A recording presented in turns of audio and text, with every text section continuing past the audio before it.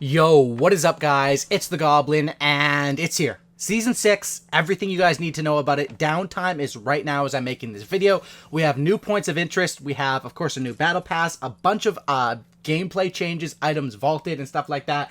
And I'm just going to show you everything in today's video. If you guys could drop a like on this thing, let's go for 805 likes. I've been screaming at reading this news, so I'm like sweating right now. So drop a like, subscribe to the channel if you guys are new. Season 6 is going to be absolutely amazing, and of course, more videos to come tonight. Once the actual game goes back live, I'm going to buy the battle pass to the max level, show you guys everything on that, and probably a couple more different videos. But today, let's talk about the patch notes, all right? So drop a like, let's go for 805 likes, and let's talk about it. First thing is the new map. Boom, right up on the screen right now. This is the new map. Now, what has changed? Basically, what's changed on the map is, first of all, by Haunted Hills, you can't really tell on this, but by Haunted Hills, that villain base area is now turned into Haunted Castle, what it's called. On Loot Lake, up in the middle of the sky, there's what they call a floating island. Not sure how that's going to work gameplay-wise, but those were the areas that were changed. And then also all of those no-gravity areas have been changed into sort of like graveyards, which have special effects, which we'll talk about in today's video. But that is the new map. Not too many extreme map changes. Of course, we didn't really think there was going to be too many. Looks kind of cool, and of course, they changed Haunted Hills to get more people up there, and same with Loot Lake. They're trying to move people more towards the top left of the map, which I think is a good idea. Let's talk about the patch notes, all right? First thing is, you guys probably want to see some of the skins from the Battle Pass. Here you guys can see from the official Fortnite channel's thumbnail. These are some of the skins from the Battle Pass. I'm not sure if it's all of them. I'm not sure if they're going to actually show the level 100 one here, but you can see there's the werewolf, you can see there's the cowgirl, and those skins are actually I don't know what it's called, but like transformable.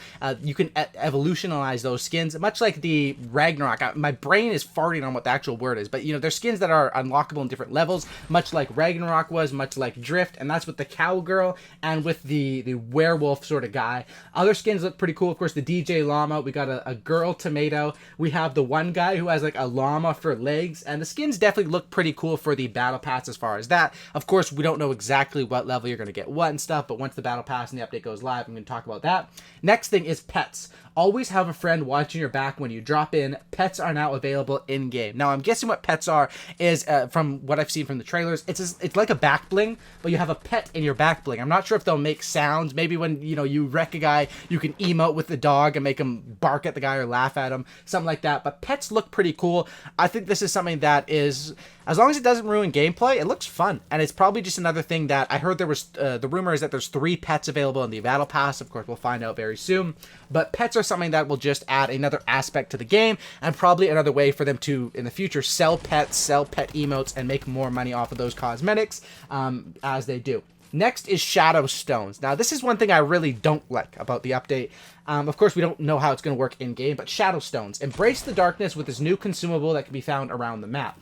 Now, what Shadow Stones are is they're like mini cubes, okay? They're like mini cubes, and they're like Hop Rocks, but what they do, it's kind of ridiculous. Shadow Stones are consumable, typically found around the corrupted areas of the map, so where those no gravity zones are. Using a Shadow Stone will apply Shadow Form for a brief period, and what Shadow Form is you're unable to use your weapons, you become invisible to enemies when standing still, you become more visible and leave behind a shadow trail when moving. You gain increased movement speed, jump height, fall damage, immunity. You gain a new ability, Phase, that can be activated by pressing the primary fire button. And Phase will propel you in the direction you are facing and allow you to pass through objects. The effects last for 45 seconds, but can be exited early by holding down the aim down sights button. So, this, I don't really like this. This makes people camp. This is going to make people camp. People are going to be in those zones, and I'm probably going to have to avoid those zones because people are going to go there, turn invisible, wait for someone to run by, and then phase and pop out at them, and third-party fight. You're going to have literally invisible, moving people, third-party in fights. I don't know why they did this. Of course, maybe it's not as powerful as I'm thinking, but from that description, it doesn't sound like it's going to be too fun of a gameplay aspect, but that's the one thing that really I'm kind of worried about, those Shadow Stones, man. I just, invisibility and going through objects, man, I don't think Fortnite really, you know, the game's getting overcomplicated at that point, and that's something that I don't really like. Next, vaulted. A lot of stuff has been vaulted, okay? That means it's not in the game anymore. Will it come back in the future? Maybe, maybe not. Impulse grenades, gone. Still have shockwaves, so that's okay. Suppressed submachine gun is gone. That's okay, I guess. I mean, I like the unsuppressed one anyway over the suppressed one. The LMG is gone. I didn't really use that personally, but I know a lot of people like that. Bouncers are gone. It just says bouncer. I'm assuming that means the bounce pads, the blue ones. If those are vaulted, dude, that actually pisses me off as well, because that was I think that was one of the best things they ever added. Those bounce pads are great for good players, and they're something that's super fun to use, to trick shot, to get advantage. That was something that was awesome in the game.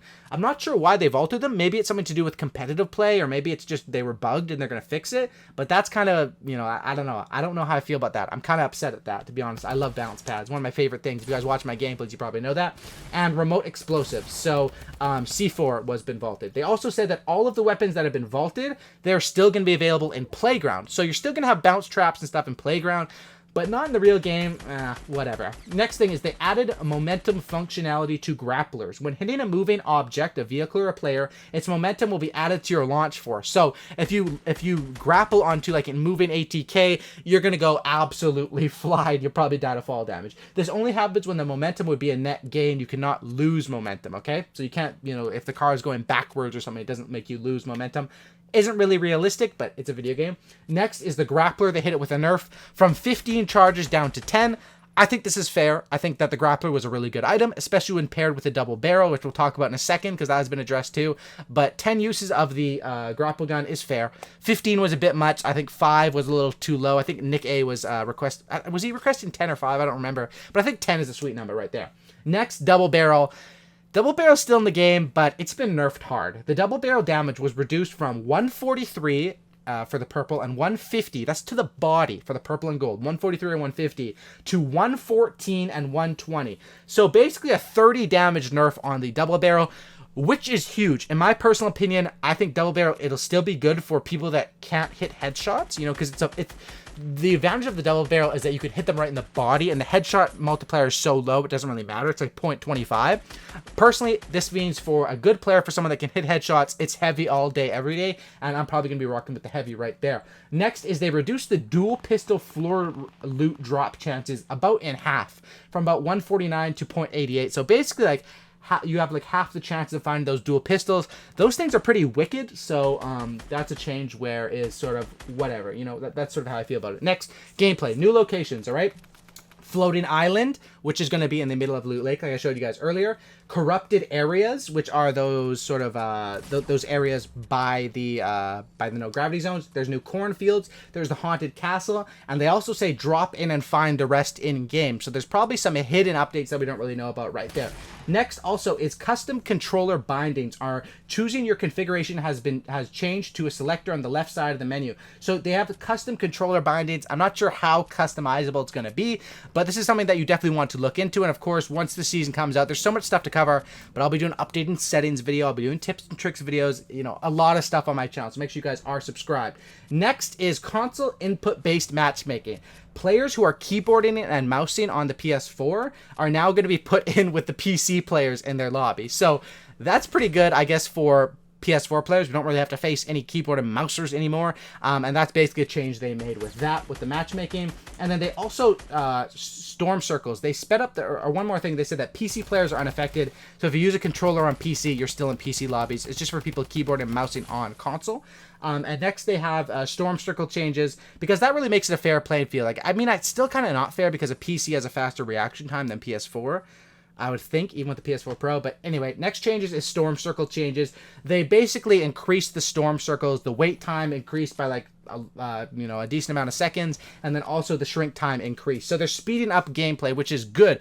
Hopefully games now will be around like 17-18 minutes, which is pretty cool with me. You know, I hate those games that last like 25 minutes. Those are always the worst. Basically, safe zone 4, 5, 6, 7, 8, and 9 have been sped up.